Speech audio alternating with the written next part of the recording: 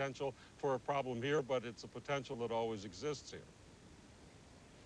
Any suspicion or sense that George W. Bush, the President of the United States, will be leaving Gleneagles early and coming back, as it were?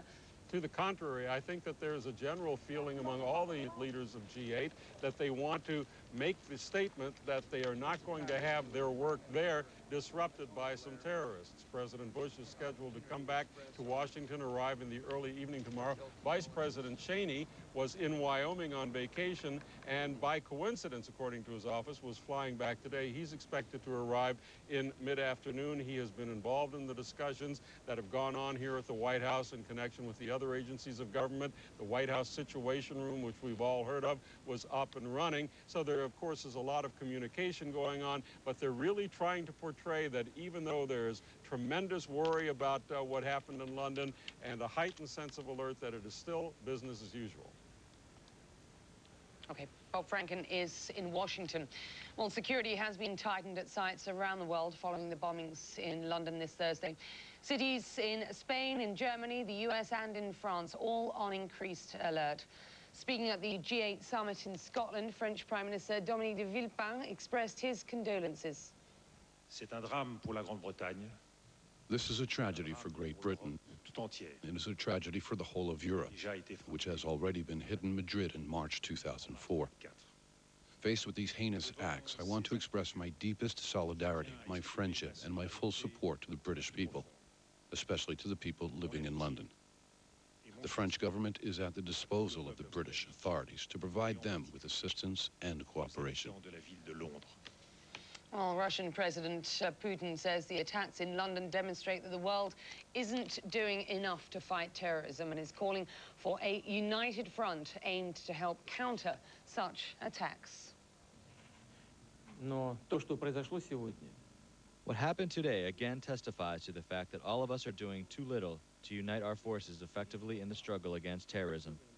I would nevertheless like to express not only hope, but also confidence that the world community, discarding double standards in the assessment of bloody crimes such as the one that has been committed in London today, will have enough strength to stand firm against terror, to stand firm against it together, and will be able to eradicate this plague of the 21st century, eradicate it completely and definitively.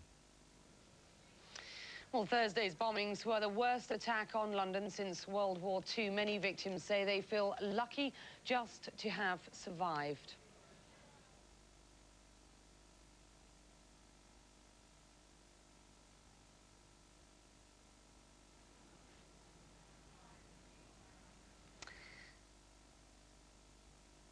Apologies for that. We will hear from that chap who was injured in one of the bombings a little later on. Well, London is reeling after the series of explosions that struck the heart of the city early on Thursday morning. In what Prime Minister Tony Blair calls barbaric terrorist attacks, police and emergency officials say at least 37 people have been killed and some 700 have been wounded. First struck was London's underground system, where at least 3 separate explosions on trains within an hour sent passengers escaping through dark and smoky tunnels. A fourth blast then ripped the top off a double-decker bus. The entire London underground system has been closed for the rest of the day. The explosions took place at 3 underground sites between Russell Square and King's Cross, near Liverpool Street Station, and at the Edgware Road station. The other explosion on a bus at Tavistock Place. Witnesses report chaos and confusion. We left the platform, started going underground. Approximately a few hundred feet into the tube, there was an explosion, a flash of light. Everything went dark. Train ground to a halt. There was emergency lighting that came on. People started screaming, and there was what appeared to be smoke or soot was everywhere, and it was all over our clothes and our hands, and we just had no idea what was going on. Well, Prime Minister Blair left the G8 summit in Gleneagles in Scotland and has now returned to London. Mr. Blair called it a sad day for Britain. There will, of course, now be the most intense police and security service action to make sure that we bring those responsible to justice. I would also pay tribute to the stoicism and resilience of the people of London who have responded in a way typical of them. Well, the explosions come only a day after London was awarded the 2012 Summer Olympic Games, and just minutes before the first scheduled session of the G8 summit in Scotland. US President George W. Bush led fellow G8 leaders in condemning the attacks on London. I was most impressed by the resolve of all the leaders in the room. Their resolve is as strong as my resolve, and that is we will not yield to these people. We'll not yield to the terrorists. We will find them, we'll bring them to justice, and at the same time we will spread an ideology of hope and compassion that will overwhelm their ideology of hate. Security across Europe has been stepped up in the wake of the blasts. London police say they have received no direct claim of responsibility. 4 devices, we believe, involved in today's incidents. The police service received no warning about these attacks, and the police service has received no claims of responsibility from any group in connection with these attacks. This clearly was a callous attack on purely innocent members of the public, deliberately designed to kill and injure innocent members of the public. But a previously unknown group calling itself the secret organization group Al-Qaeda Organization in Europe released a statement on a website claiming responsibility. Well, Thursday's bombings were the worst attack on London since World War II. Many victims say they feel lucky just to have survived. Lauren Taylor with this report. They survived the blasts, but their injuries were terrible. These were among the first of the victims to be rushed to the Royal London Hospital. One still being worked on inside the ambulance.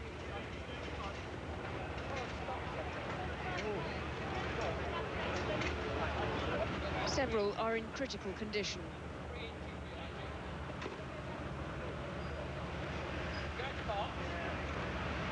This was just one of several hospitals on full incident alert, receiving the injured around the capital.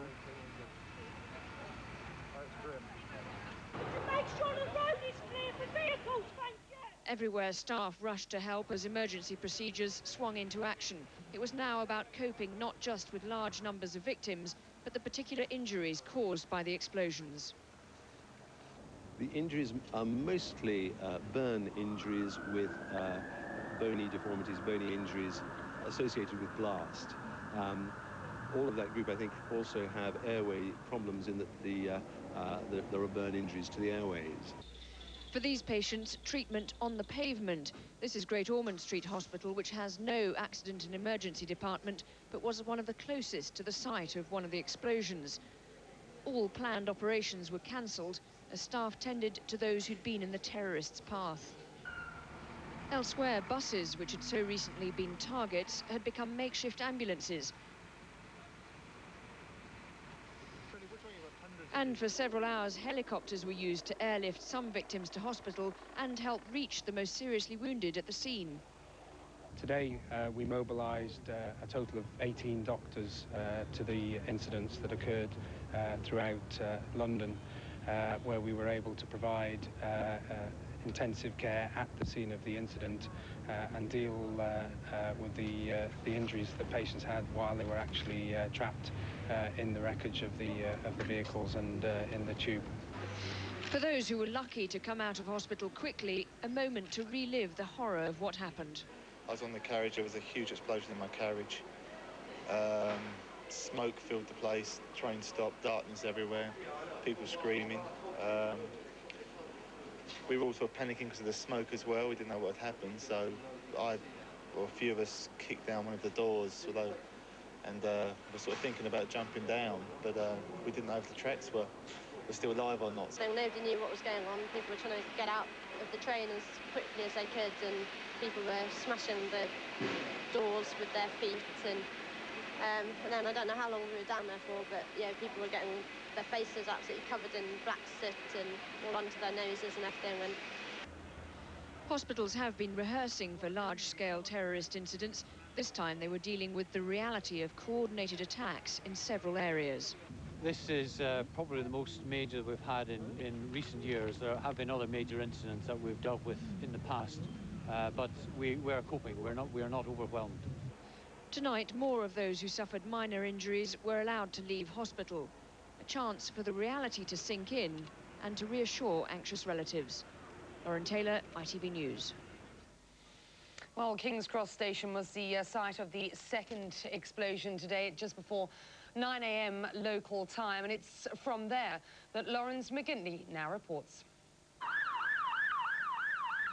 The front line of the war on terrorism came to King's Cross Station. Commuters became unwilling pawns on the battleground as they were forced out into the open by the explosion on the Piccadilly line train, almost beneath their feet as they fled the scene. I was on the train underground, and there was a huge bang, flash, and then the train came to a grinding halt, and filled with acrid smoke and dust. But amazingly, there was no panic. Everyone remained very calm and sensible. And we just waited until someone came along and managed to prise the doors open, and we walked back along the track. Suddenly, it was a massive explosion, really big. People screamed, lights went out in all the carriages, it was filled with smoke. The train was packed at the height of the rush hour. Even those that escaped were visibly shaken. The Piccadilly line train left King's Cross, a busy commuter station, on its way south to Russell Square. Hundreds of commuters, maybe 900, were on board. It pulled out from King's Cross Station, and at 8:56, just a couple of minutes later, an explosion ripped through a carriage. It was almost 30 minutes before police reached the train to lead people to safety. Victims from the front carriages walked past the dead and dying as they made their way back to the safety of King's Cross. This is what they would have seen as they made their escape, but in dense smoke and insufferable heat. It's very hot down there. There's no ventilation because the ventilation system on the train will drop down to its lowest level. You will get problem with the heat of the passengers being in the tunnel for a long time, plus all the smoke and fumes from the explosion. So it's not pretty down there. King's Cross has become almost synonymous with disaster. Almost 2 decades ago, 30 people died in a fire on the underground escalators. For those who remember, these scenes must have been especially disturbing. The difference is, this time it was no accident, it was slaughter. Lawrence McGinty, ITV News at King's Cross. Well, British Prime Minister Tony Blair learned of the blast during the second day of the Group of 8 summit in Scotland, standing in front of world leaders. Mr. Blair condemned the attacks and sounded a defiant tone, saying terrorists will not derail the summit. All of our countries have suffered from the impact of terrorism. Those responsible have no respect for human life. We are united in our resolve to confront and defeat this terrorism that is not an attack on one nation, but on all nations and on civilized people everywhere. We will not allow violence to change our societies or our values, nor will we allow it to stop the work of this summit. Well, members of the British Parliament reacted to the attacks and echoed Prime Minister Tony Blair's defiant tone. It is right that we should be angry at today's atrocities, but it's no less essential that we should remain both clear-headed and united. We say to the terrorists, you will not succeed in setting us against one another. Britain has a long history of dealing with terrorism. We've joined together to fight it in the past. Today we do so again. For now, the terrorism that walks the streets of London has no face. But whatever its origin, whatever its motive, our response will be the same. The British people will not be cowed, and the terrorists will. Well, London Mayor Ken Livingstone was still in Singapore with London's Olympic bid team when the bombs exploded. He quickly made arrangements to return home and condemn the attacks as an act of cowardice. This was not a terrorist attack against the mighty and the powerful. It was not aimed at presidents or prime ministers. It was aimed at ordinary working-class Londoners, black and white, Muslim and Christian, Hindu and Jew, young and old. Indiscriminate attempt to slaughter, irrespective of any considerations for age, for caste, for religion, whatever. That isn't an ideology. It isn't even a perverted faith. It is just indiscriminate attempt at mass murder. Well, officials from other countries are reacting to the London attacks as well. Ante todo, quiero expresar I would like to express my absolute condemnation, the government's condemnation, and that of the Spanish people, for those brutal acts which killed a large number of innocents. Spain has suffered for decades the scourge of terrorism, and on March 11th last year, it was the victim of the most outrageous attack registered till then in Europe. For this reason, Spaniards understand the suffering that the British people are feeling today. We join intensely in their pain, just as they and other countries around the world joined in ours on other occasions. I would like to say that this attack shows us once again that terrorism is not Israel's problem only. Terrorism can eat everywhere and against everyone. We condemn such barbaric actions that took place in London. It is a matter of concern. We believe that the international community has to reiterate its determination to come together with the aim of fighting such phenomena and putting a decisive end to it. This kind of cruel and wicked act of terrorism, if that's what it is condemned roundly by the Australian government. And I know that in a situation like this, Tony Blair and the British government will show enormous strength and enormous resolve and enormous determination. James Mates now reflects on this, what has been the worst terror attacks on mainland Britain. They started, of course, at 10 to 9 this morning, July 7th, Thursday, just during the commuter rush. The first explosion at an underground station in London, right in the heart of the financial district in London. A second explosion after that, followed by a third, and then an explosion on the bus. Let's now reflect on the day. Ever since September the 11th, we were told this day was inevitable. Today, all the alerts, the scares, the predictions became a quite appalling reality.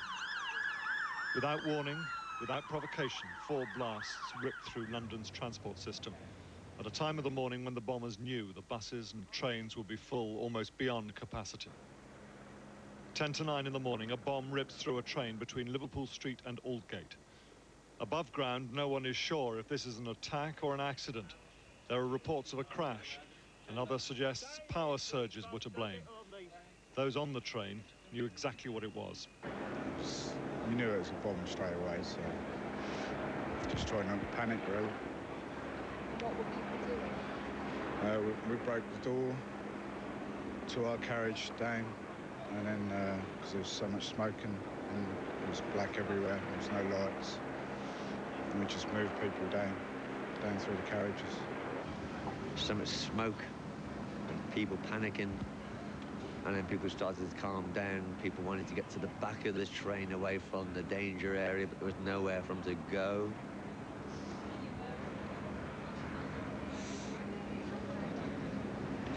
And then they took us off the train and made us walk all the way back past it all. Dead bodies on the tracks, train blown open.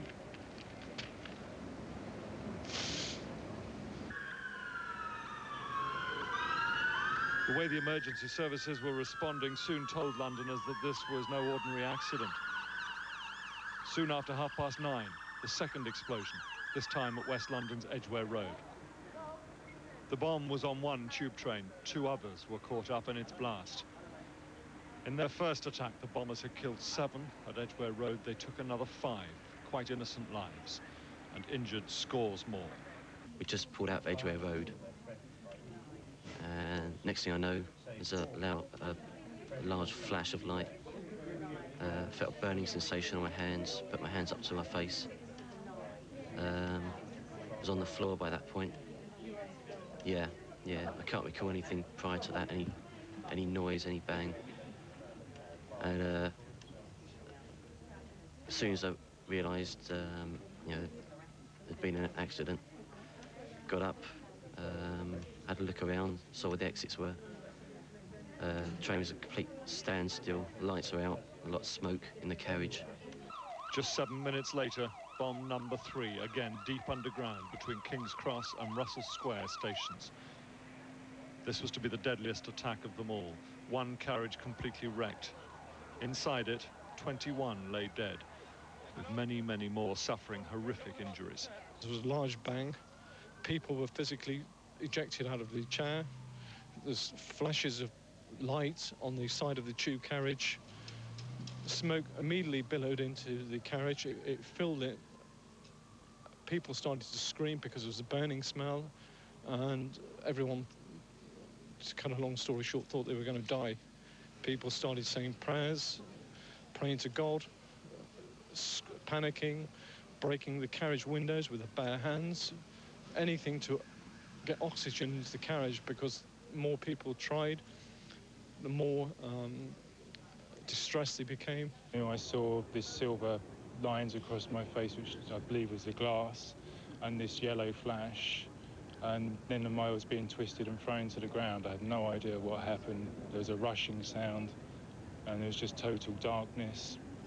Some light came into our carriage, and then there was a lot of panic, a lot of screams. We had to walk back past all the carnage, and where the explosion happened, it had thrown some people out. Then the damaged carriage was several feet further up where the train had stopped. There was one body under some of the metal sheeting that wasn't moving. He's had his trousers blown off. There was a couple of others who were had their clothes stripped from them as well, but just about moving on the track. And then in the carriage, there was people covered in blood and people trying to hold their heads and give them some help. If anyone now doubted what we were seeing was a coordinated series of terror attacks, confirmation came just 10 minutes later. A number 10 bus passing through Tavistock Square was torn apart by a bomb placed near the back on the upper deck. It was full of people recently evacuated from Russell Square tube station. These amateur pictures show just the empty seats open to the sky. I can see in front of me a red double-decker bus, the front half of which has been totally blown away. There are paramedics on the scene, there are members of the public, there are police all over, and they're trying to tend the walking wounded. There's bus seats have been thrown out of the bus and onto the street. There are cars all around the bus which have all been damaged. It must have been the bus behind, because it was such a loud explosion. We thought it was coming from, you know, the underground. And then we heard later that a bus exploded, and that's when they made us all evacuate their buses. Other buses were quickly commandeered by the emergency services to ferry the injured to hospital. The police had rehearsed just this sort of scenario in the heart of the capital. They were prepared, and their response showed that. There is no doubt that this is an attack involving explosives. There's no doubt, therefore, that it's a terrorist incident. And the message to people in London is to stay where they are for the time being, not to try and move away from anywhere. We've got the scenes under control. We are talking to TfL about producing a bus service. It is extremely unlikely that the tube service will open today. In fact, I can say I'm almost certain that it will not. But the situation is under control, and the emergency plan is working. His commanders are still unsure whether the terrorists were suicide bombers or whether the bus bomber was in fact heading for the underground. The police service received no warning about these attacks, and the police service has received no claims of responsibility from any group in connection with these attacks. This clearly was a callous attack on purely innocent members of the public, deliberately designed to kill and injure innocent members of the public. The numbers of dead bear witness to that, but they tell only half the story. The catalogue of horrific injuries speaks of dozens of lives ruined, bodies crippled. We have treated 45 patients with serious or critical injuries, including burns, amputations, chest and blast injuries, and fractured limbs. We have also treated approximately 300 patients with minor injuries, including lacerations, smoke inhalation, shock, cuts, and bruises. From the air, the near-total paralysis of a capital city was quite clearly visible. The tube system completely shut down all day. Most of the trains in and out of London cancelled. Buses that had filled the streets in this morning's rush hour now confined to their garages. On the motorways, it was so bad people took to the hard shoulder and walked. This would not be unique to London. Any modern capital city could be brought to a standstill through attacks like these.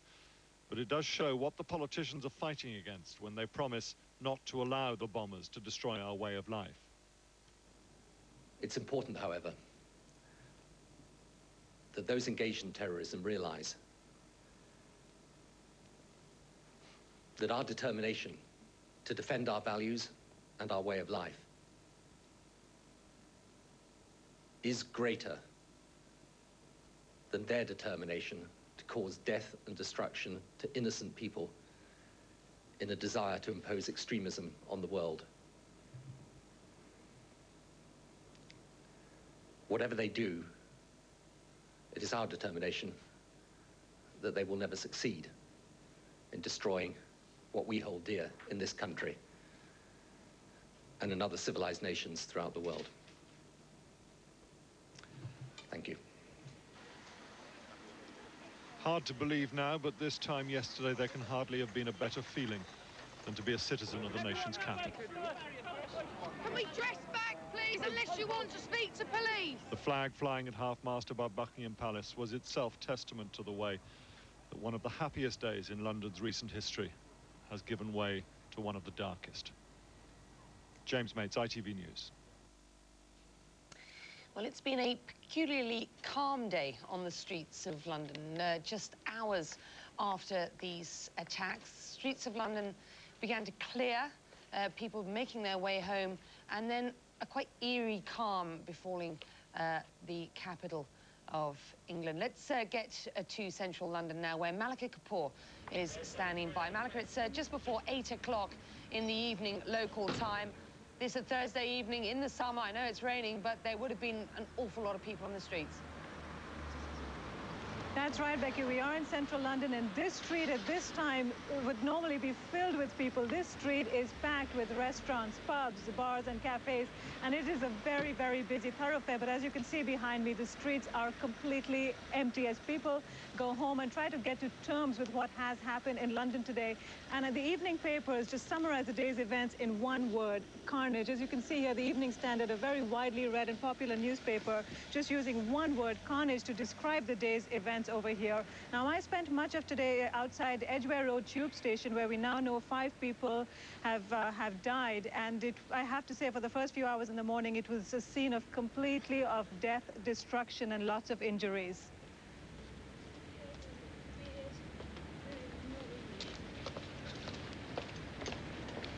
Malika, you've been to Edgware Road Station today, the scene of one of the attacks.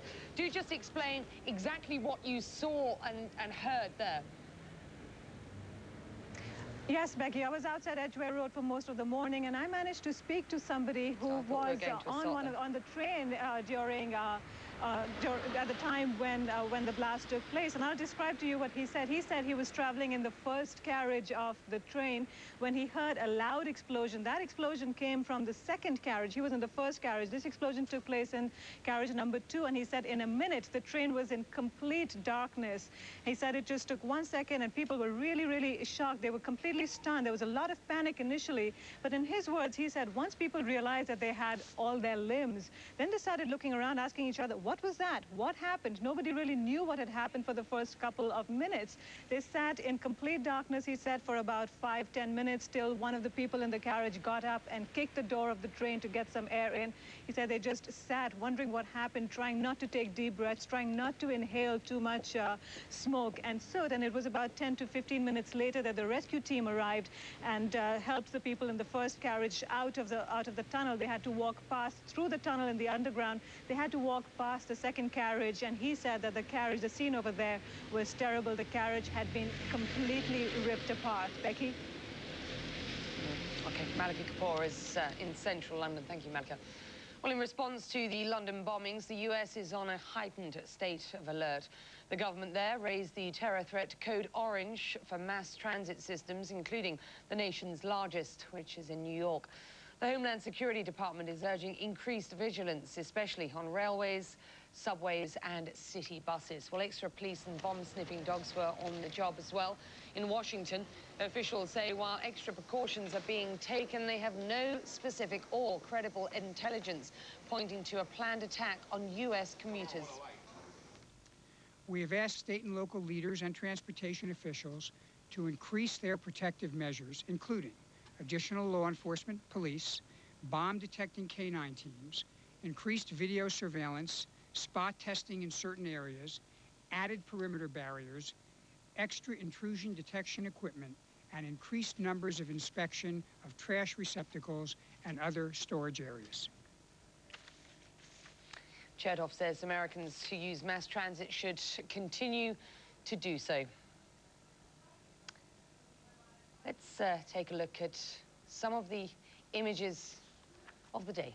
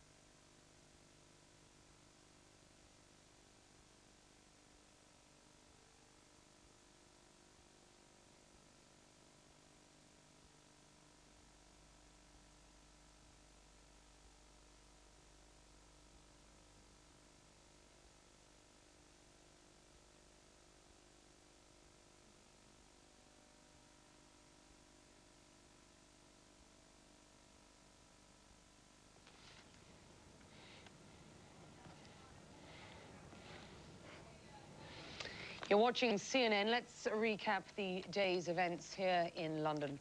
Authorities are reporting at least 37 people were killed and 700 others were wounded in 4 explosions, apparently targeting morning commuters.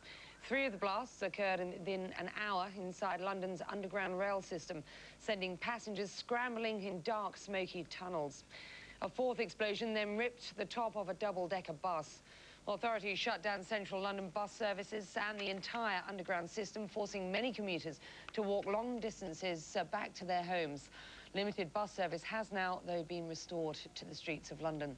Well, the explosions took place in the following locations: near the Liverpool Street Underground station between Russell Square and King's Cross, at the Edgware Road station and at Tavistock Place, where the bus exploded. Rescue workers say the worst injuries, including burns, amputations, chest injuries and broken bones, were at Tavistock Place. Well, British Prime Minister Tony Blair has returned to London from the G8 summit in Gleneagles in Scotland. He called the attackers fanatics who want to impose their will on the world, and he promised justice. There will, of course, now be the most intense police and security service action to make sure that we bring those responsible to justice. I would also pay tribute to the stoicism and resilience of the people of London, who have responded in a way typical of them. Well, the explosions came just minutes before the first scheduled session of the G8 summit. US President George W. Bush praised his fellow G8 leaders for their response and condemned the attacks. I was most impressed by the resolve of all the leaders in the room. Their resolve is as strong as my resolve, and that is we will not yield to these people. We will not yield to the terrorists. We will find them, we will bring them to justice, and at the same time we will spread an ideology of hope and compassion that will overwhelm their ideology of hate. Well, London police say they have received no direct claim of responsibility, but a previously unknown group calling itself the secret organization group Al-Qaeda Organization in Europe posted a claim of responsibility on a website linked to Islamic militants. CNN cannot confirm its authenticity. Well, as we've just heard, Prime Minister Tony Blair is promising an intense hunt for those responsible. Police are not ruling anything out at this point. At the moment, we don't know whether or not this was suicide bombers or whether this was simply packages left on the bus and in the underground stations. It's too early to say. Again, there is no indication that these were anything other than conventional explosive, but other than that, we don't have any information about the size or type of device that was used.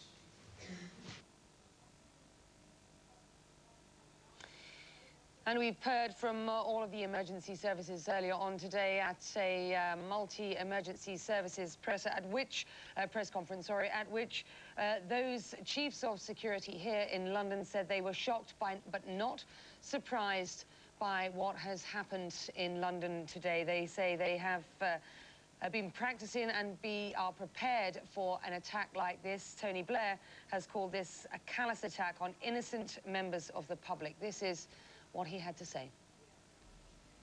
There will be announcements made in respect of the various services.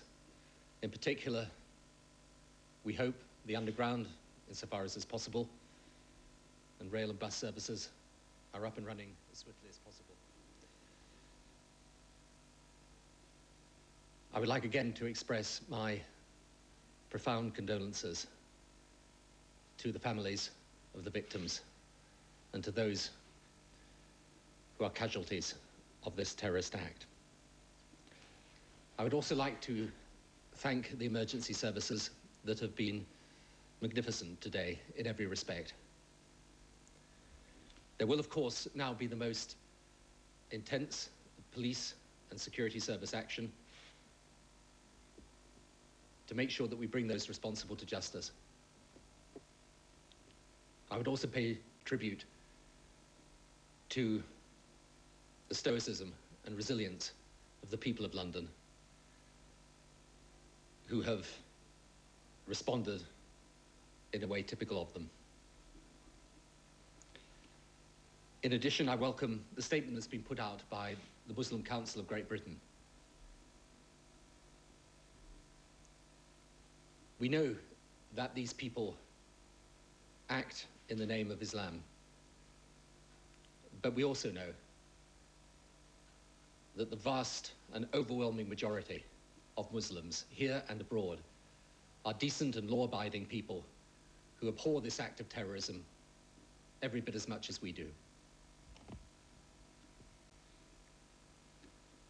It is through terrorism that the people that have committed this terrible act express their values. And it's right at this moment that we demonstrate ours. I think we all know what they're trying to do. They're trying to use the slaughter of innocent people to cow us, to frighten us out of doing the things that we want to do,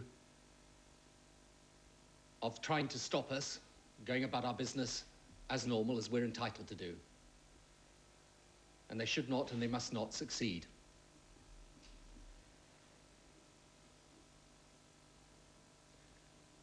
When they try to intimidate us, we will not be intimidated.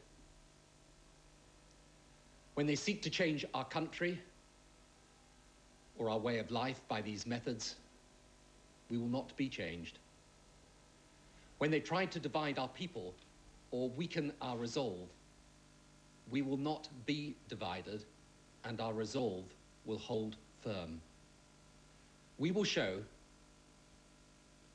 by our spirit and dignity and by a quiet but true strength that there is in the British people, that our values will long outlast theirs. The purpose of terrorism is just that. It is to terrorize people, and we will not be terrorized. I'd like once again to express my sympathy and my sorrow for those families who will be grieving so unexpectedly and tragically tonight. This is a very sad day for the British people, but we will hold true to the British way of life. Thank you. British Prime Minister Tony Blair speaking soon after the bombings in central London today. Richard Quest is at the scene of the first of today's explosions at Aldgate East underground station close to Liverpool Street Station. Richard. Good evening to you, Becky. The explosion is sort of being called the Liverpool Street explosions because the authorities are excuse me, the authorities are being somewhat and slightly vague exactly whereabout it took place.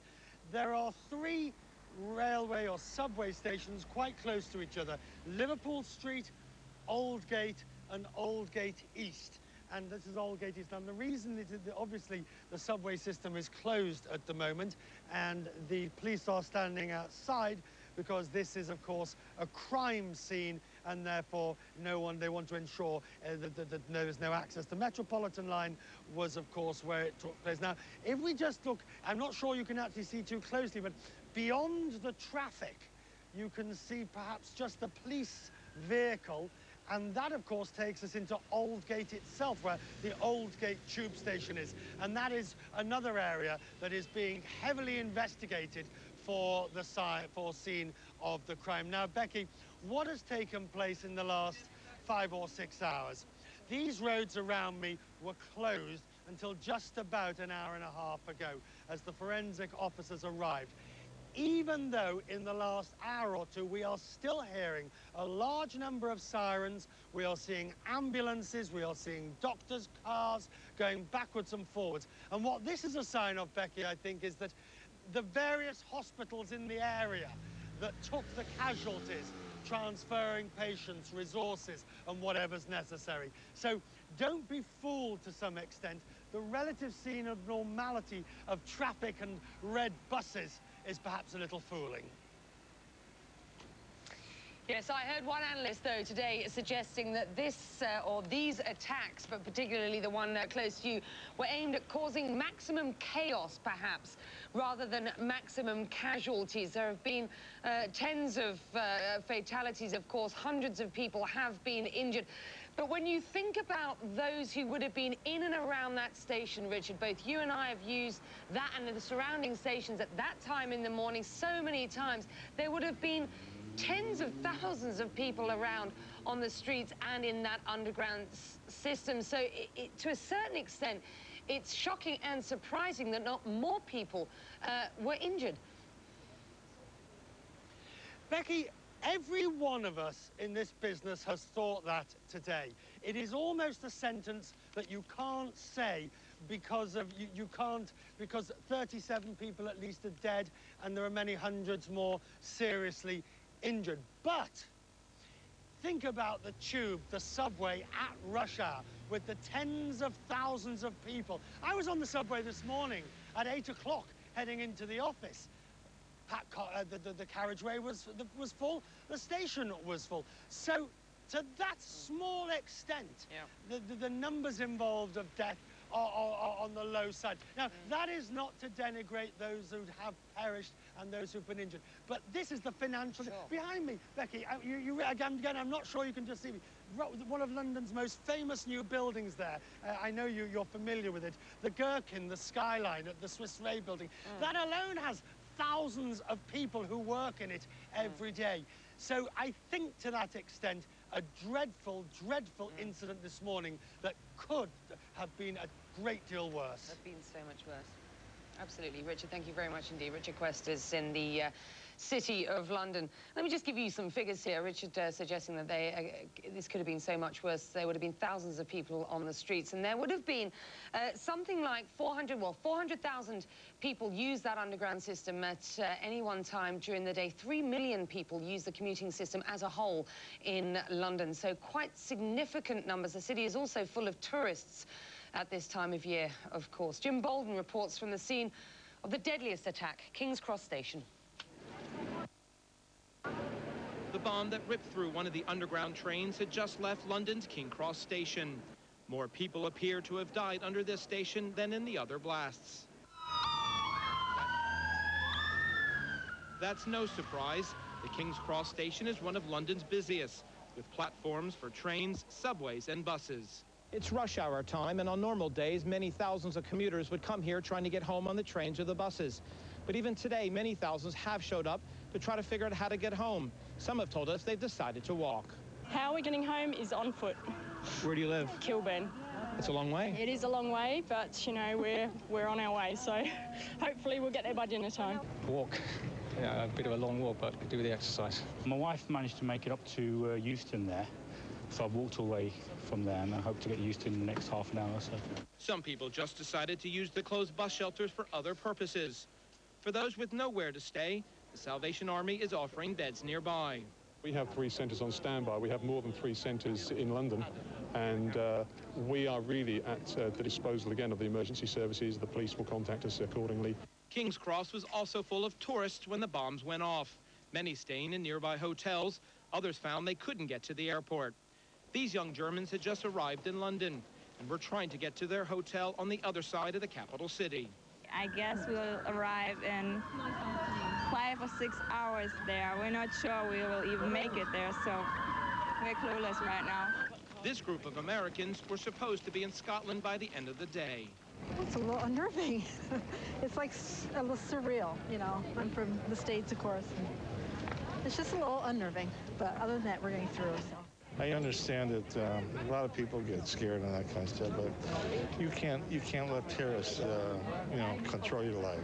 London's King's Cross is full of people pulling suitcases day and night. Thursday was no different, despite the terror attacks. Jim Bolton, CNN, London. Well, a claim of responsibility on one Islamic website. Nobody confirming that, of course. The police say at present that they do not have any claims of responsibility that they have heard or have been called into them, but a claim of responsibility, as I say, on an Islamic website. Let's get to Octavia Nasser, our senior Arab affairs editor, to talk about that and reaction, of course, across the Arab world to the events of today, the shocking events of today, Octavia, in London. Firstly, this Islamic website, what did this claim of responsibility say, and can we believe it at this point? Well, at this point, it is not a credible claim, Becky. The reason for it not being credible is that it does not sound like Al-Qaeda claim of responsibility. You're looking at the text here. It has several Arabic mistakes, but that's not the only reason why we don't think that it is from Al-Qaeda, from the main Al-Qaeda group of Osama bin Laden. It's the language. It's too vague. It doesn't give any details. Usually when Al-Qaeda issues a statement, a claim of responsibility, they brag about the attack. They give details. They explain how they planned for it, how they executed the attack. They also named the people involved in it. And if they were suicide bombers, in many, many cases, we hear from these people prior to the attack. They leave their testimonies, sort of why they're doing what they're doing and how they're preparing themselves to become, as they think, they become martyrs. So at this point, it is not a credible claim. We've heard from this group a couple of times before. It's a shady group at best. In the past, they've sent like a fax to an Arab London-based Arabic newspaper claiming responsibility for other attacks, such as the Madrid bombings, for example. They were not credible at that time either. Again, you look at the name Al-Qaeda group in Europe. What does that mean? Experts are telling us anyone can go on a website and post a claim of responsibility. So unless we see more details, more proof that this is coming from Al-Qaeda and this is a credible claim, at this point we're dealing with it with skepticism. Of course, this is the only claim that's out there, so that's the reason why we keep mentioning this one and no other. This is the only group that went on the internet and posted this claim of responsibility. But at this point, it doesn't seem like many people are buying it yet, Becky.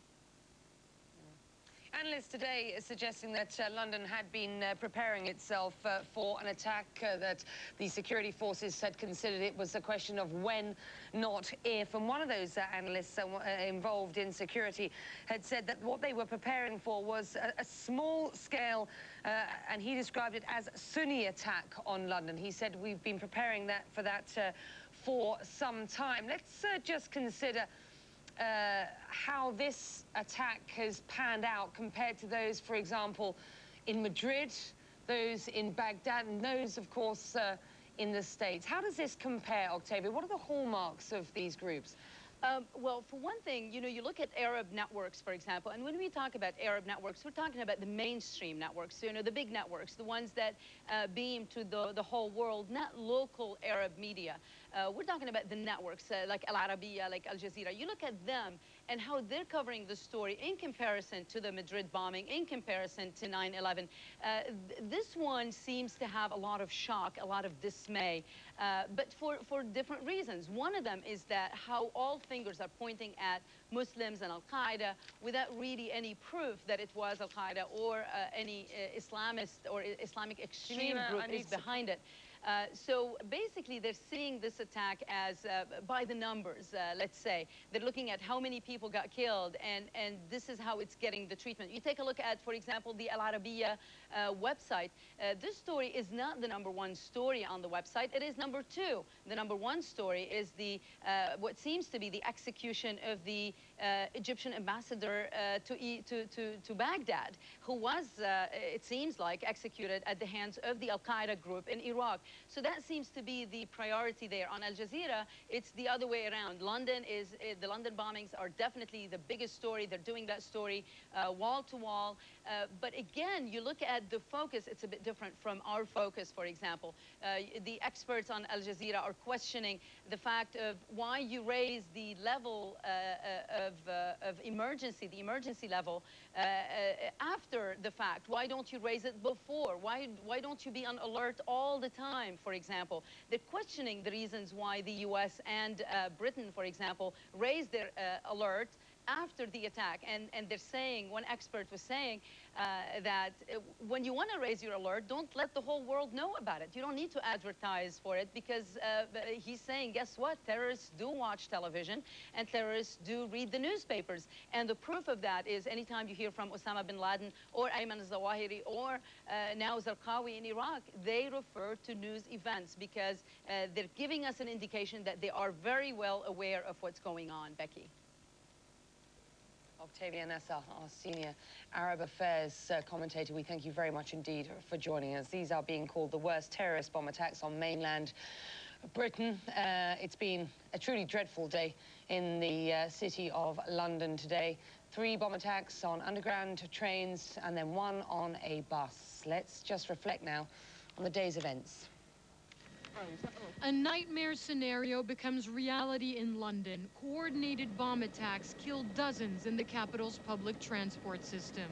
8:51 a.m. at Liverpool Street Station, the first explosion. London Metropolitan Police say 7 are killed. Please, for your safety, please start moving down. 8:56, the second bomb goes off. At King's Cross Russell Square, a major subway hub, 21 confirmed fatalities. Then at 9:17 a.m., police say 3 trains may have been involved in a third terrorist attack, at least 5 people killed. Just as commuters forced out of the underground following the attacks cram on buses across the city, a 4th devastating explosion rips the roof off a double-decker bus. Witnesses report seeing bodies scattered and seriously injured passengers. So far, police have not confirmed figures on the 4th attack. Police say they received no warning and no claim of responsibility for the attacks. Despite an internet claim made by a previously unknown group, police say they're, quote, keeping an open mind as to who the perpetrators might be. Hala Garani, CNN Center. Well, King's Cross Station in London was the scene of the worst fatalities. Some 21 people confirmed dead. There hundreds others have been hurt. A truly terrifying experience for many people who were caught underground at that station. Let's get to the scene now and to Paula Hancock, who's standing by. Paula.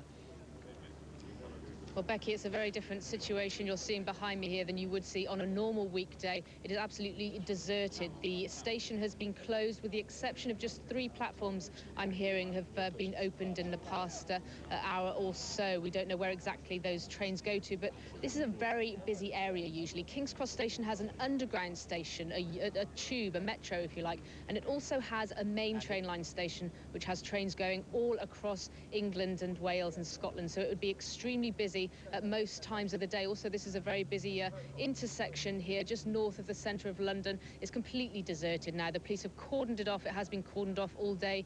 The traffic lights are still working, but there's absolutely no cars with the exception of police cars that you're seeing around here at the moment. So a very eerie situation and a very different situation from what you would expect to see here.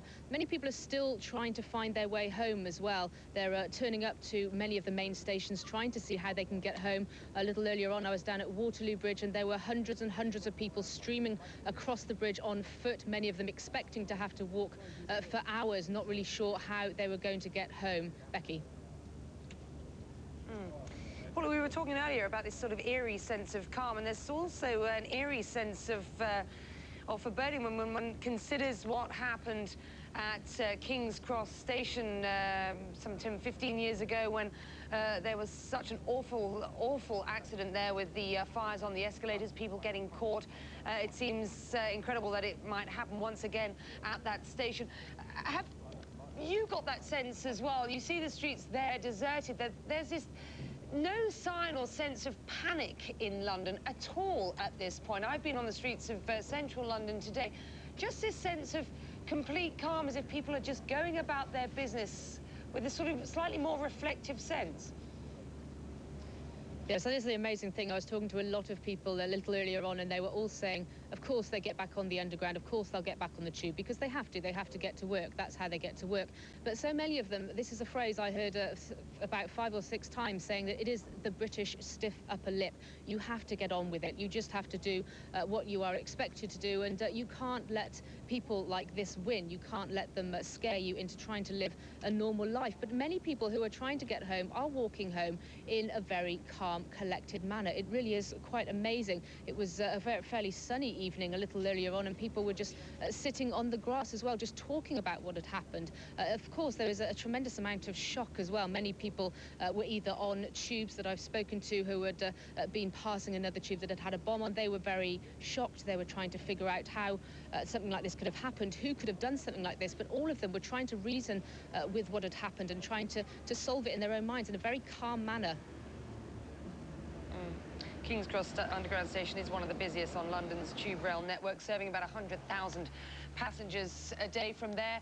Paula Hancock, we thank you very much indeed. It was Wednesday, the 18th of November, 1987, when King's Cross Underground Railway was engulfed in fire during the commuter time at about 7:30 in the evening. 18 years later, similar scenes this morning during commuter time at that very same station. Well, Thursday's bombings were the worst attack on London since World War II. Many victims say they feel lucky just to have survived. Lauren Taylor reports. They survived the blasts, but their injuries were terrible. These were among the first of the victims to be rushed to the Royal London Hospital. One still being worked on inside the ambulance.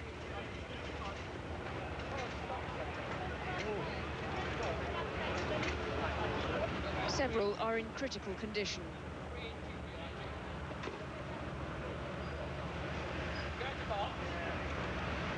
This was just one of several hospitals on full incident alert, receiving the injured around the capital. Make sure the road is clear for vehicles, thank you. Everywhere, staff rushed to help as emergency procedures swung into action. It was now about coping not just with large numbers of victims, but the particular injuries caused by the explosions. The injuries are mostly burn injuries with bony deformities, bony injuries associated with blast. All of that group, I think, also have airway problems in that there are burn injuries to the airways. For these patients, treatment on the pavement. This is Great Ormond Street Hospital, which has no accident and emergency department, but was one of the closest to the site of one of the explosions. All planned operations were cancelled as staff tended to those who'd been in the terrorists' path. Elsewhere, buses, which had so recently been targets, had become makeshift ambulances. And for several hours, helicopters were used to airlift some victims to hospital and help reach the most seriously wounded at the scene. Today, we mobilised a total of 18 doctors to the incidents that occurred throughout London, where we were able to provide intensive care at the scene of the incident and deal with the injuries that patients had while they were actually trapped in the wreckage of the vehicles and in the tube. For those who were lucky to come out of hospital quickly, a moment to relive the horror of what happened. I was on the carriage, there was a huge explosion in my carriage. Smoke filled the place, train stopped, darkness everywhere, people screaming.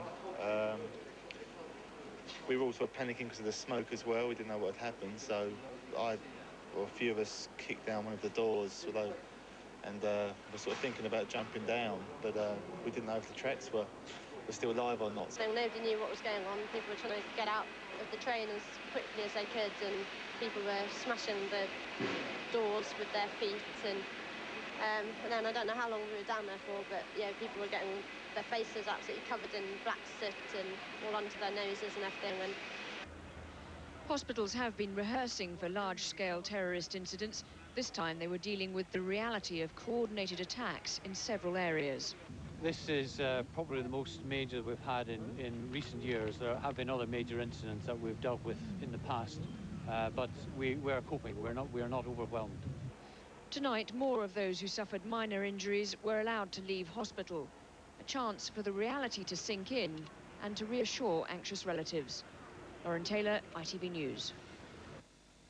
Well, that is the scene, of course, in London today. Tony Blair flying back from Gleneagles from the G8 summit, where he was chairing and hosting a meeting for world leaders, of course. Let's get to Gleneagles in Scotland, where Elaine Keano is standing by. George Bush, of course, and the other leaders still there in Scotland tonight. Elaine, what's been the response from those gathered? Well, certainly they are speaking with a united voice on this, and I should point out behind me the flags here at Gleneagles in Scotland are at half staff tonight. But the world leaders today continuing with their work despite that news out of London. One U.S. official saying that it appeared these leaders came with a renewed sense of determination, a renewed sense of purpose to continue on with their work. Now, all throughout the day, we had been hearing statements from the different world leaders, each of them echoing the same sense of resolve and determination to fight back.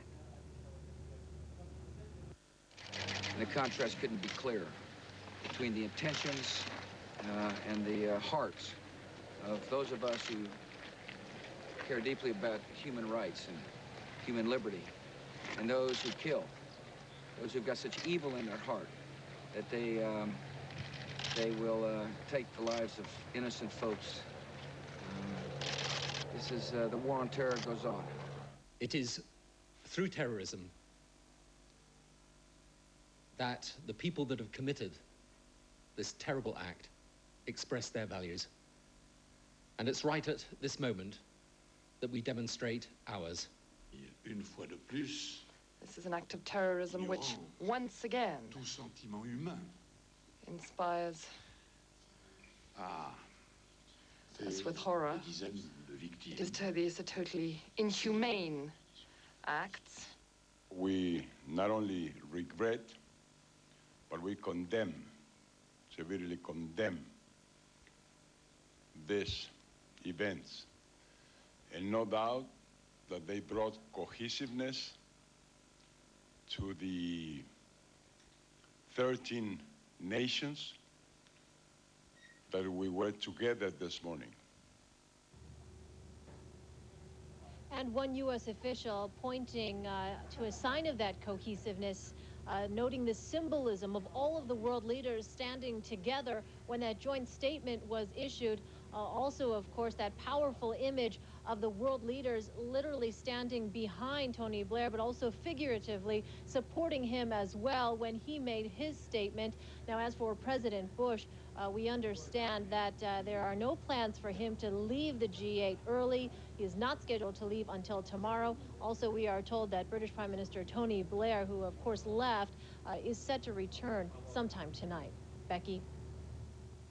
There are some 11,000 policemen making sure that those world leaders are secure at that golfing resort there in Gleneagles in Scotland. Primarily those 11,000 policemen there, which include 1,500 of the police from the London area who were detailed to Scotland. Interesting that they were there primarily to ward off protesters who have been protesting outside that event. Is there any sense that security has been ramped up in Scotland on the back of what happened in London today? Well, certainly what we had seen when we initially came here just this morning before word of these explosions got out was very intense security in the first place.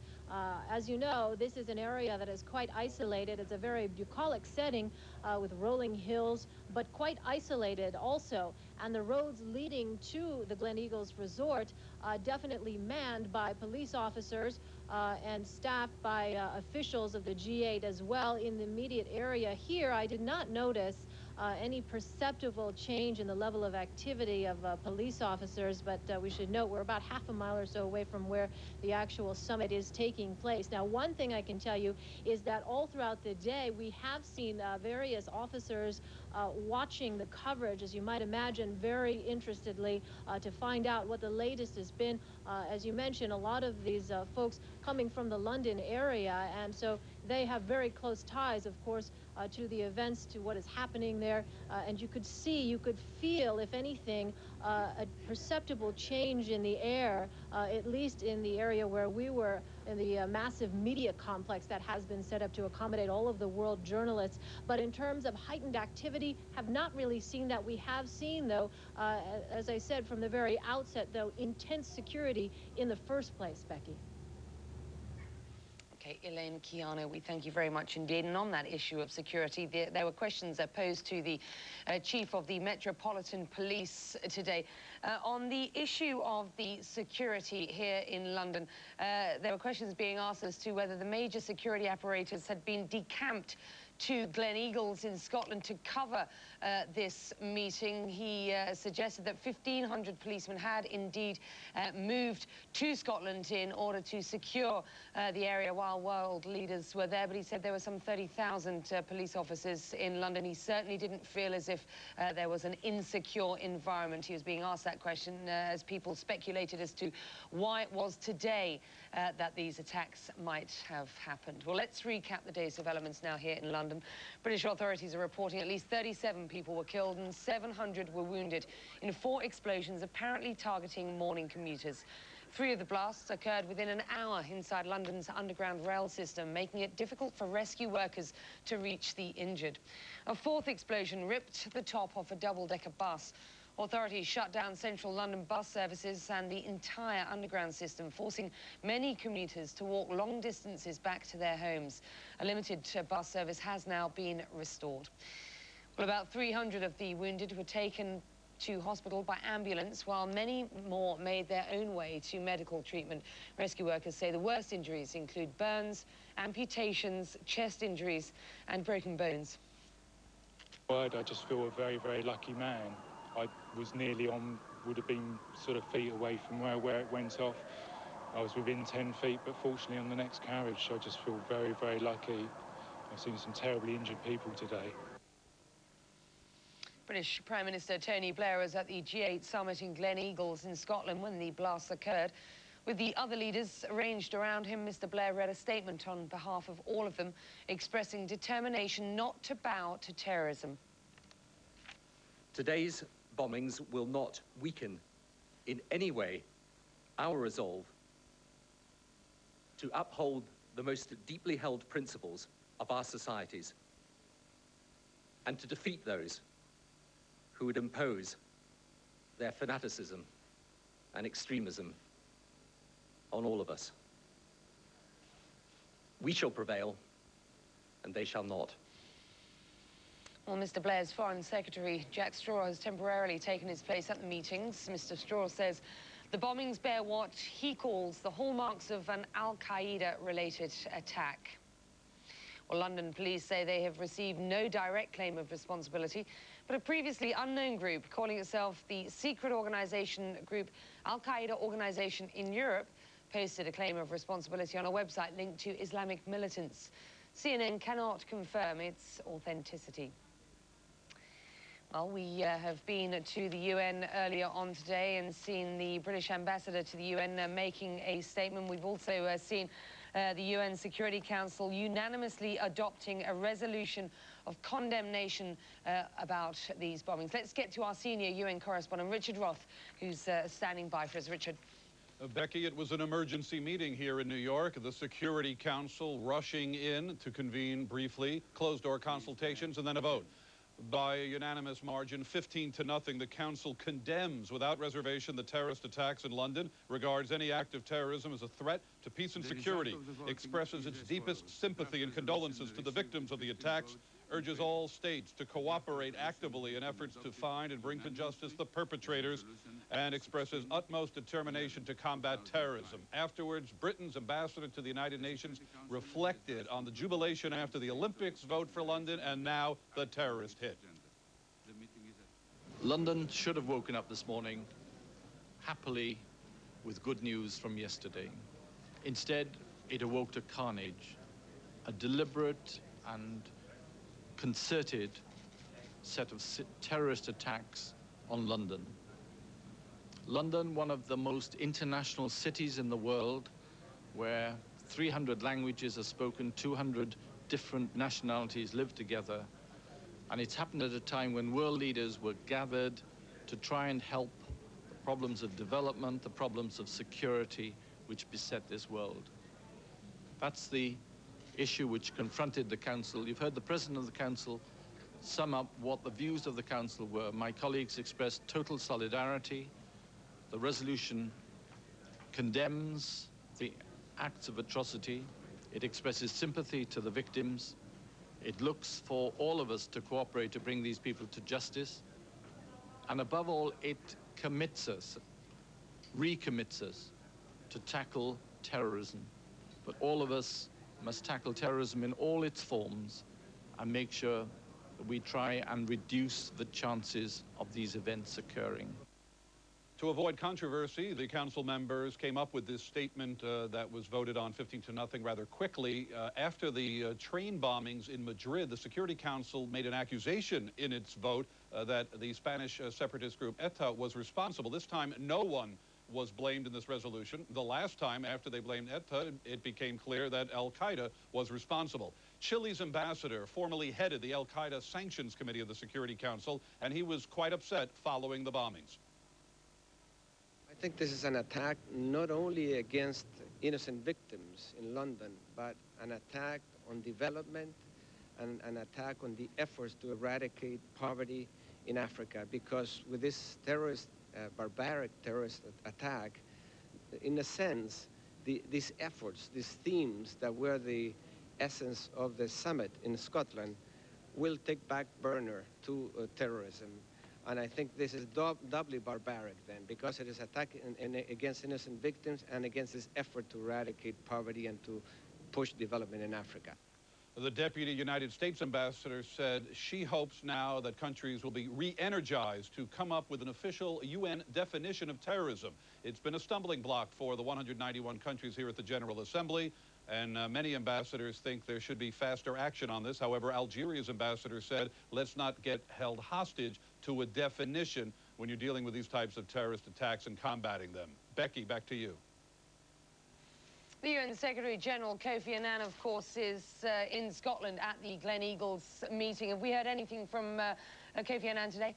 Well, you've had a statement and comments. He says he's devastated by these barbaric acts which cut to the core. Secretary General Annan, is part of his big reform package, he's hoping there is a definition of terrorism established. The stumbling point is one person's terrorist is another's freedom fighter. That's why they haven't been able to resolve this, despite all of the rhetoric and talk following these terrorist attacks. Okay, Richard Roth is at the UN. Well, I'm joined now here in the studio by Edmund Terakopian.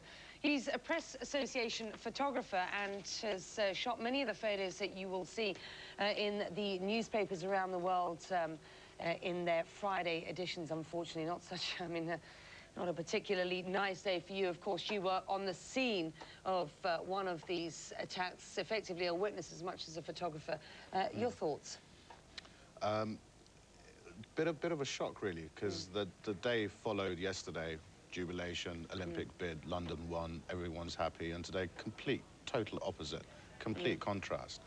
And my day started with a very sort of chilled, relaxed assignment at a museum with a diamond exhibition, and, you know, waiting to take a picture of a diamond, phone went off.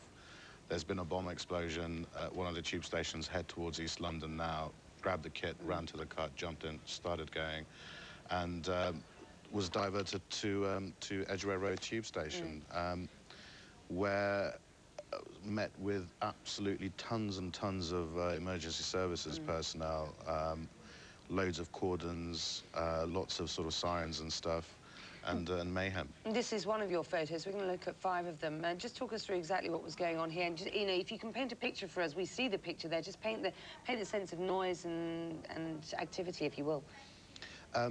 The policemen were trying to push all the bystanders back because everyone was just stood there in the middle of the road looking at what was going on, getting in the way of the emergency services. So these policemen all of a sudden sort of rushed across and pushed everyone away. Noise-wise, strangely enough, it had already quietened down. It was almost like there's nothing really going on. And that's what they were doing. Luckily, they let the press stay where we were for a while anyway. Okay, let's move on. Let's take a look at another one of your shots today. And you brought up that point, and that's what everybody is saying. All of us who've been on the streets of London today, both in central London, in the city, out where you were, and in Tavistock Square, everybody has said that aside from the initial moments of panic, and I'm talking about initial moments there, to the extent that people sitting on the lower part of the bus that had its roof or its second deck blown off, apparently walked out in relative calm off the bottom of this bus. I think everybody's saying it's been this incredible sense, eerie sense of calm in London today, despite what has happened. Talk us through what we are seeing here. This a regular sight, of course, to those of us who live in London, but just explain, if you will, for our viewers who might be international viewers tonight. After I'd photographed and finished photographing the Edgware Road tube station bombing, I got a call and a rumour saying that another bomb had gone off in Leicester Square tube station. So I got there pretty quick, and it hadn't. Someone had thought they'd heard a sound, phoned us, but it wasn't to be. But as a precaution, all the tube stations were shut. And the London Evening Standard, which is a daily paper in London, has several editions during the day, and in this country we're the first paper to have the London's under attack London bombing story. So that's what the newspaper vendor's doing there. He's selling a paper.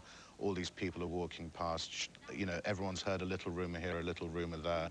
And it's until they saw it in black and white when I think they realised exactly what was going on. Let's take a look at the next one, and this a scene that I saw when I came into CNN just today. Of course, people watching what is going on through a window of a shop there. They're watching the television, a classic shot. Absolutely. I saw this picture as I was leaving the Edgware Road tube station, going back to my car to make my way towards Leicester Square. And all of a sudden, walked past this TV shop.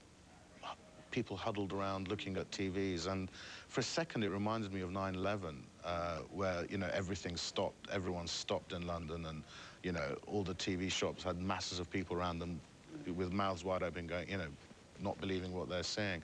It was a very, very similar sort of thing. I mean, you can only see 3 people in this image, but there were absolutely loads on the pavement outside, and compositionally it didn't work, so that's why you see this one. But, yeah. Right.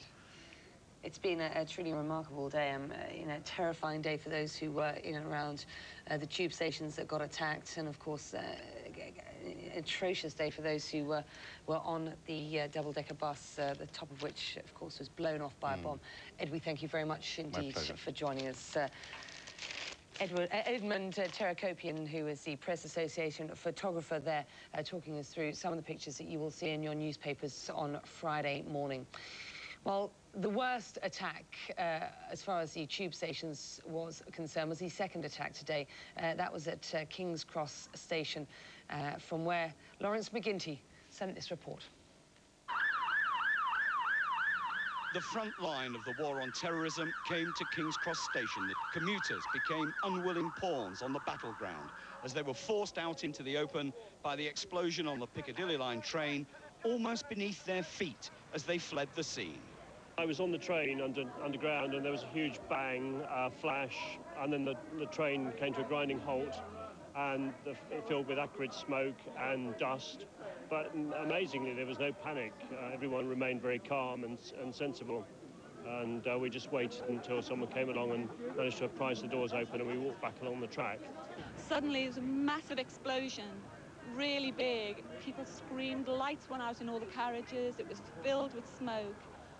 The train was packed at the height of the rush hour. Even those that escaped were visibly shaken. The Piccadilly line train left King's Cross, a busy commuter station, on its way south to Russell Square. Hundreds of commuters, maybe 900, were on board.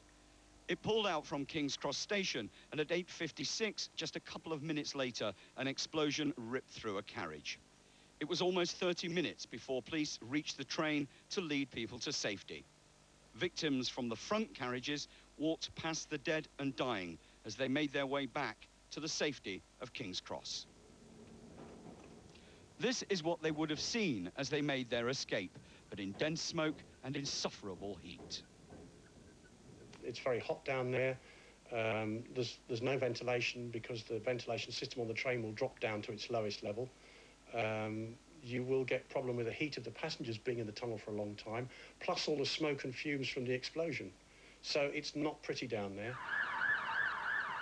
King's Cross has become almost synonymous with disaster. Almost 2 decades ago, 30 people died in a fire on the underground escalators. For those who remember, these scenes must have been especially disturbing. The difference is, this time it was no accident, it was slaughter. Lawrence McGinty, ITV News at King's Cross. Well, attention is now turning to just who is behind such an horrific attack. A group supposedly linked to Al-Qaeda is already claiming responsibility. The organization, which calls itself the secret group of Al-Qaeda's Jihad in Europe, has never been heard of before. But police are making no comments on suggestions that suicide bombers were involved. Tom Bradby with this report. For most of today, people have been simply too stunned to think of it. But as the night draws in, increasingly, the question is likely to be, who could have done this to us? It was clear this morning that the security services didn't have an answer. But tonight, the forensic teams move in. And as they sift through every piece of debris, detectives will be trawling through hours of CCTV footage to try and identify where and when the bombers boarded the bus and entered the tube system. The blasts at Liverpool Street and Aldgate, at Edgware Road Station, Russell Square and Tavistock Square were all relatively closely grouped together. Edgware Road is, of course, an area heavily populated by the Muslim community. A reminder that this was not an attack by Islam on the West, but by a small group of extremists on all of us. Shortly after the explosions, a group calling itself Al-Qaeda of Jihad Organization in Europe posted an internet message saying it was responsible and claiming the attacks were in revenge for the wars in Afghanistan and Iraq. Many experts treated the claims with skepticism. But what is clear is that Al-Qaeda is not so much a single organization as an idea that many different groups claim allegiance to and act in the name of. This is a movement that has no regard at all for civilian life, and they know that a coordinated attack is likely to be more lethal, so they were deliberately attempting to cause mass casualties and, of course, to disrupt the economic life of the capital. So I'm pretty certain that this attack was carried out by part of the network of Al-Qaeda. To understand the way Al-Qaeda works, you must go back to bin Laden's training camps in Afghanistan in the 80s. Thousands of men passed through here, and the truth is, we don't know who they were or where they are. They fanned out across the globe, spreading his ideology and method. The people who trained in those camps, thousands of these individuals, have spread out around the world. They've caused wars and started wars in countries such as Algeria. And obviously some of them will have come to Britain. They're also almost a virus, really, when they get here, because they're able to recruit young extremists in Britain, young militants, and they're able to train them in the techniques they've learned in the camps in Afghanistan. So they become very dangerous individuals, and that's really what Al-Qaeda has become. Today's attack does bear striking similarities to the one in Madrid last year, which was carried out by a loosely affiliated group mostly made up of Moroccans. Who is responsible for this? Well, we just don't know yet. But whoever they are, tonight they have many hundreds of police officers and security agents upon their tail. Tom Bradby, ITV News. Well, US President George W. Bush, who was in Gleneagles in Scotland for the G8 summit, offered his condolences to the victims. He said he was impressed by the resolve shown by all the leaders present not to yield to the terrorists. And he described the attackers as having evil in their hearts. You know, the contrast between what we've seen on the TV screens here, what's taking place in London, what's taking place here is incredibly vivid to me. On the one hand, you got people here who are working to alleviate poverty, to help rid the world of the pandemic of AIDS. They're working on ways to have a clean environment. And on the other hand, you got people killing innocent people. And the contrast couldn't be clearer between the intentions and the hearts of those of us who care deeply about human rights and human liberty, and those who kill. Well, London police have confirmed the explosions came without warning. The apparently coordinated attacks were spread out over a period of almost an hour. They came during rush hour as many commuters were on their way to work. Diana Magnay has more from the people who were there.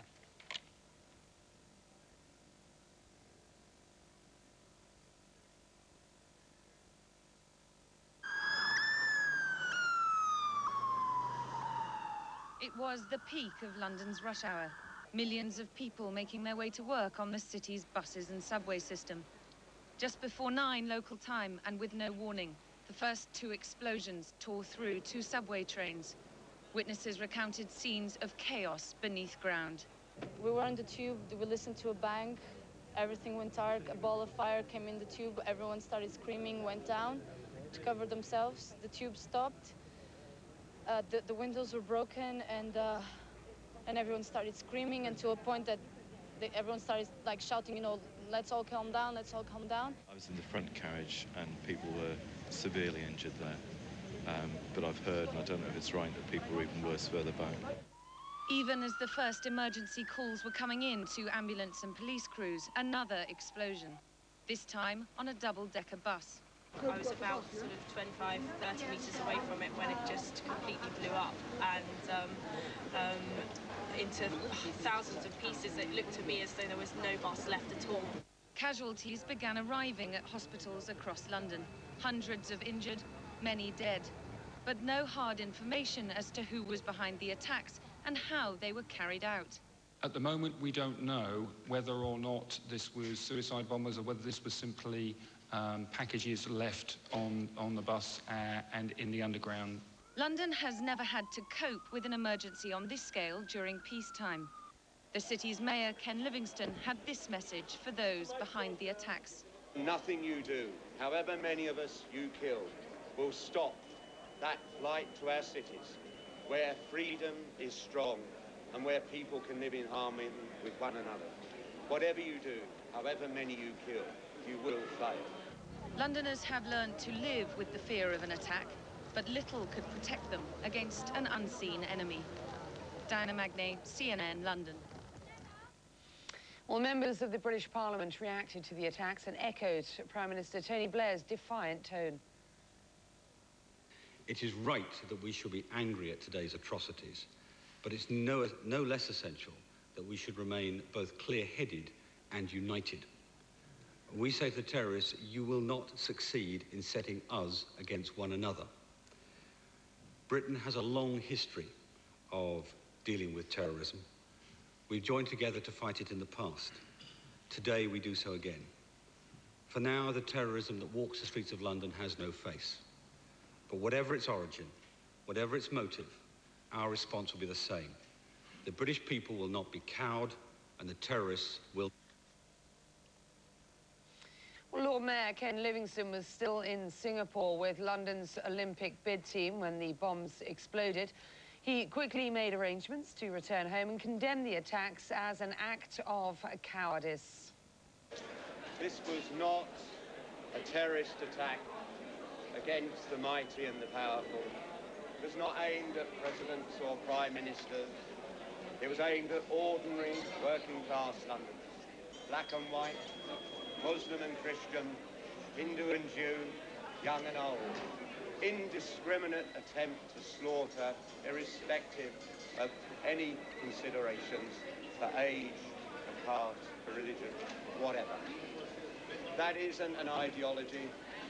It isn't even a perverted faith.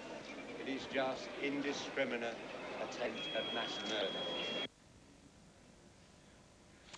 Let's bring you up to date now on the day's developments here in London, where we've seen the worst terrorist attack in the city's history. British authorities say at least 37 people were killed and 700 others were wounded in 4 explosions, apparently targeting morning commuters. 3 of the blasts occurred within an hour inside London's underground rail system, making it difficult for rescuers to reach many of the victims. A 4th explosion ripped the top off a double-decker bus. Authorities shut down central London bus services and they shut down the entire underground system, forcing many commuters to walk long distances to their homes. Well, about 300 of the wounded were taken to hospital by ambulance, while many more made their own way to medical treatment. Rescue workers say that the worst injuries that they saw include burns, amputations, chest injuries, and broken bones. We were trying to tell people to calm down, which they eventually did, and most people sat down and sat on the floor, sat on the seats. And then we could hear the screaming coming from the carriage just in front of us, who took the full blast. and there was people trapped, twisted, there's bits of the carriage missing, seats missing, and people covered in blood and no help. Well, British Prime Minister Tony Blair has returned to London from the G8 summit in Gleneagles in Scotland. He calls the attackers fanatics who want to impose their will on the world, and he promises justice. There will, of course, now be the most intense police and security service action to make sure that we bring those responsible to justice. I would also pay tribute to the stoicism and resilience of the people of London who have responded in a way typical of them. Well, Mr. Blair's Foreign Secretary Jack Straw has temporarily taken his place at the G8 meetings. Mr. Straw says the bombings bear what he calls the hallmarks of an al-Qaeda-related attack. Well, London police say they've received no direct claim of responsibility, but a previously unknown group calling itself the secret organization group Al-Qaeda Organization in Europe posted a claim of responsibility on a website linked to Islamic militants. CNN at this stage cannot confirm its authenticity. We will shortly join our affiliate channel, ITV, for a special primetime programme on the London bombings presented by Trevor McDonald. Until we do that, we will leave you with some of the images of the day.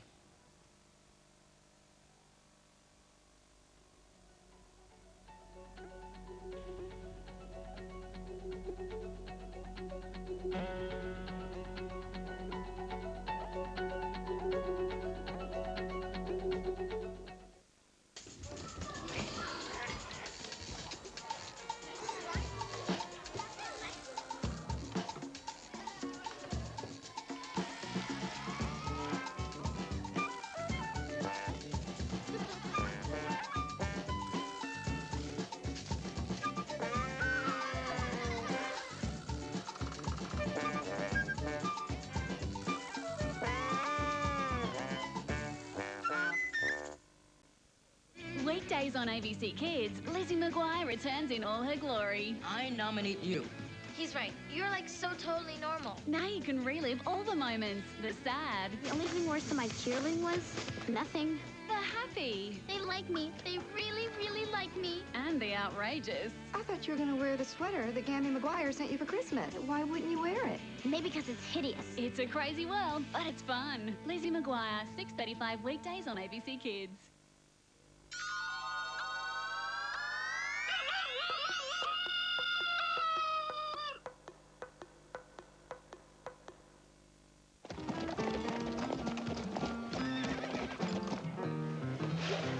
Feel my jacket. It's so soft. Gorgeous. Just because we're learning to ride like rodeo trash doesn't mean we have to dress like it. Stevie and I did this weekend last year. Yeah, it was great. You'll love it. Never can tell. Howdy, everybody. My name's John Brightstar. Me and my daddy are gonna teach you all the ways of the Wild West. Does he think he's a real cowboy or something? So you're gonna teach us to ride Western, right? Well, yeah, that was the plan. Oh, now I need to see Max. Howdy there, John. Where's Bud? Oh, he had a steer roll on him yesterday. It's terrible. Yeah, I know. He's doing fine, though. Well, I guess we'll have to cancel the weekend. Well, actually, Max, my daddy reckons you could do it. Yeah, please, Max.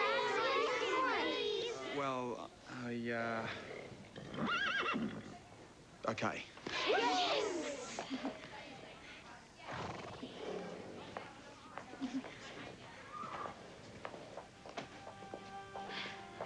Max, we were going away this weekend. Deb, what could I do? The kids were really looking forward to the Western Clinic. Max Regnery, you are the most unromantic man I have ever met.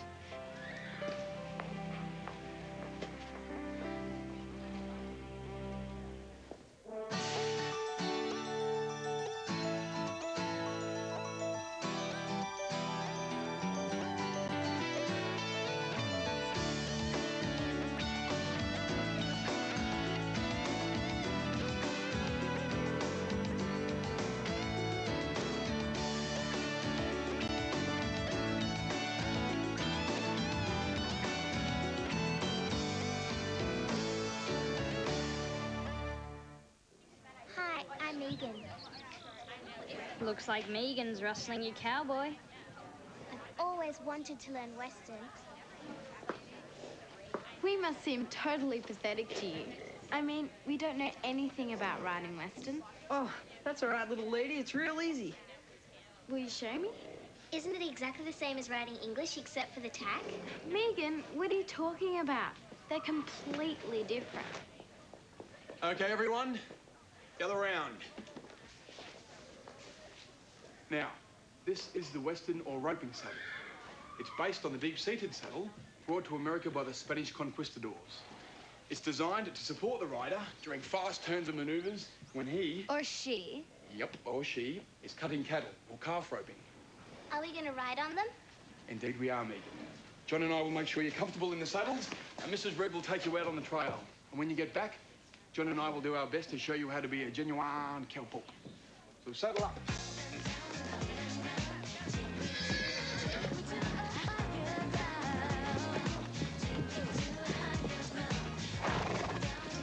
Everyone enjoying themselves?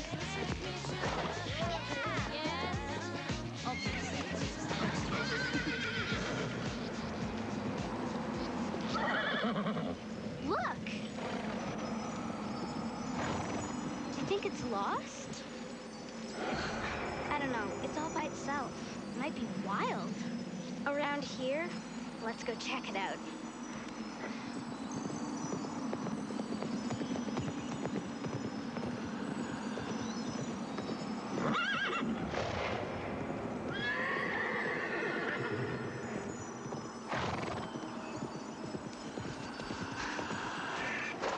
Where'd it go? I think we scared it. Maybe it lives around here. Where?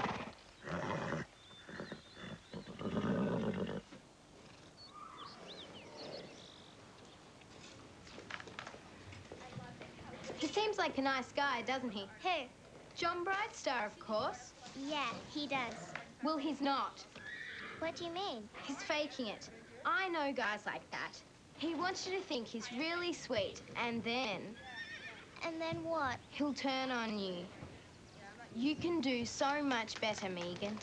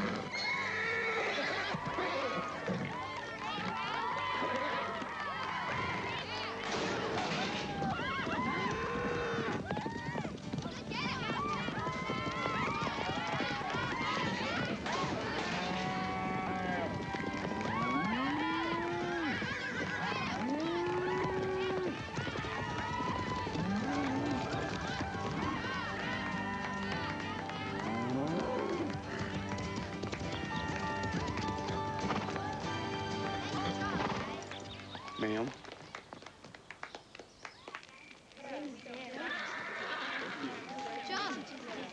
John, over here.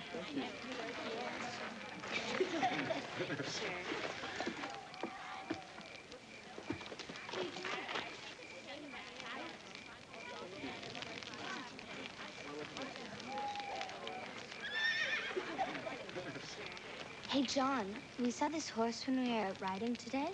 It was really wild. It was scared and jittery. Do you think it might be a stray? Oh, well, was this up near Eagle Crag? Yeah, just on the other side. Oh, well, there's a story that kind of goes with that horse. Max? The horse's name is Belle. Belle? Who's Belle? The old folk talk about it. A phantom horse who roams the countryside. Why? Well, the story goes that the horse belonged to a beautiful woman. A princess, right. Now, this beautiful woman fell in love with someone across the valley, but they could never be together because their families were feuding. So, they used to meet secretly up on the peaks until one day, a bad snowstorm caught them. The next day, the townsfolk found them huddled in each other's arms. They died from the cold? Now, Belle, half dead from the cold herself, led the search party to them. But it was too late. And the families buried the lovers side by side so they could be together forever. And Belle? Well, Belle went wild. No one could get near her. They say that to this day she wanders the uplands looking for her one true rider. I just caught a shiver. They say anyone who tries to tame her will be cursed. Only Belle can choose the rider to replace her beloved first owner.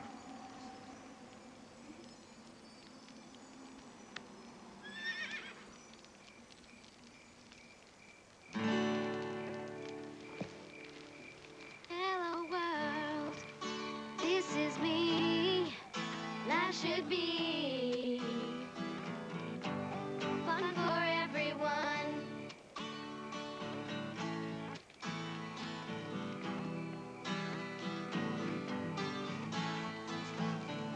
Every now and then I'm insecure. Let me show you life can be so pure. Seize the day. Wear a big happy smile on your face. In every life a little rain will fall. But that won't change my attitude at all. You are you. I am me. We'll be free. Hello world. This is me. Life should be fun for everyone. Hello world, come and see. Life should be fun for everyone. That poor horse, out there all by herself. Maybe she ran away. No, there was something about her. Did you see her face? It was like she wanted us to follow her. Are you sure you saw a real horse? I mean, what if she's the Phantom Mare in John's story? Get her! Okay, girls, get some sleep. I expect you all to be professional cowgirls by the end of the weekend. Good night, Mrs. Rigg. Good night. That was a real horse, and I'm going to find her tomorrow and prove it. Stevie, you can't. You heard what Max said. Anyone who tries to catch her will be cursed.